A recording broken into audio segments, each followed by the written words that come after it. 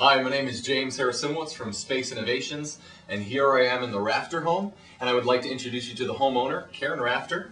Hello. Hello, Karen. Basically, what we did was we incorporated some of Karen's thoughts and her dreams and her aspirations with respect to this room, and we transformed a relatively bland, really confused space into a very functional, very up-to-date, very trendy, very coastal cottage environment. Our source of inspiration really was the space to begin with. The house was built in the 1920s, actually 1929, by Karen's husband's Bill's grandparents. So what we did was we took architectural details that were existing in the midst of the space, and we really wanted to build the room around that. But unfortunately, the fireplace itself was all brick and really didn't lend itself to the overall look of the space. We took the fireplace, we completely covered it, used the slate obviously to incorporate the earth tones and the sea element, and we incorporated the dental molding around the fireplace mantle as per request of Karen, because she loves the dental molding. And obviously, as you can see around the room, we have a pretty substantial amount of architectural paneling. We took this dental molding, which was about in the middle of the wall, and we removed it, and then we added these panels, this quarter round, on top of the existing wall to create that faux architectural panel. We're trying to accommodate for a multifunctional space, and the use of office as well as a living space for the family was very important in the midst of the design. The other elements that we really wanted to incorporate into the space was obviously a multi-seating area for the family, so that when they did entertain, they had enough seating.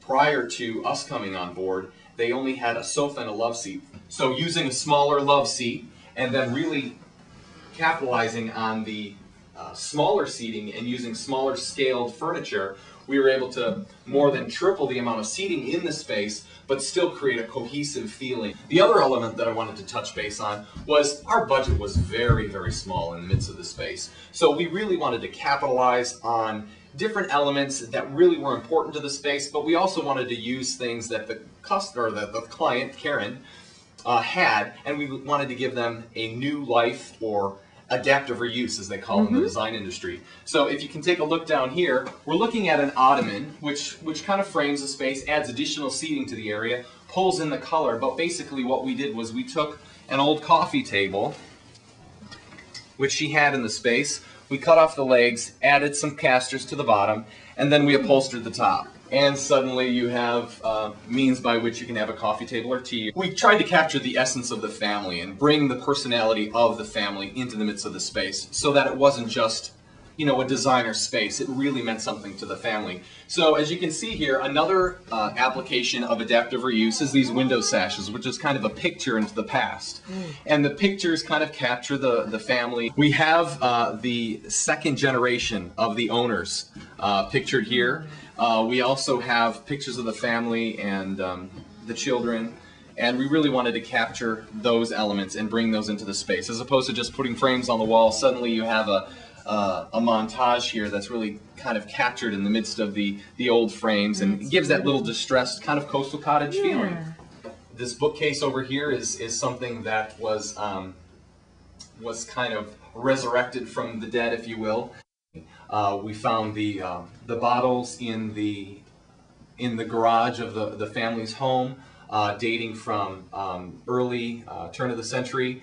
We also found the chest in the family's garage, and the crock pot as well. With everything being so crisp, those distressed elements really kind of pull everything together and give the interior a very lived in, a very warm, welcoming environment. Another thing, this shelf area here, we had originally considered doing a console table or a shelf here to accommodate for the family's photographs and a variety of the family's items, as this weather vane, which we pulled out of the garage as well. That obviously lends itself to the coastal cottage theme, but we basically used a corridor here, put some molding on it, and got some very, very inexpensive brackets, and for very, very inexpensively we have a console table. I certainly don't want to forget all of our sponsors that made this transition possible from unusable space to very usable space. We had many sponsors that provided us with carpeting, as Mark Harrian rugs and carpets provided us with the area rugs.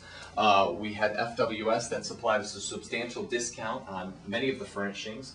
We also had TJ Maxx, which supplied us with a discount on some of the already clearanced items, which we got very, very inexpensively, which were already marked down.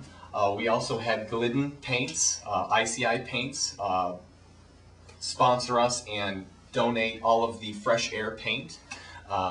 We also had, obviously, myself, Space Innovations, Ann Medinick, and Andrew Conta supply a substantial amount of labor and funds and actually to bring the room together. So we had a substantial amount of people coming on board and enabling us to make this transition very, very possible. Well, obviously, the most successful design is one that a family can enjoy and really functions well for the family. So let's bring in Karen and her daughter, Sarah. Hi, guys. Hello. And they can tell you about their space.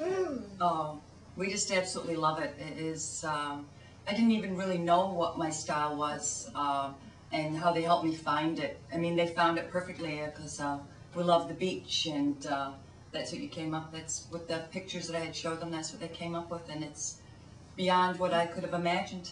Oh, that's beautiful.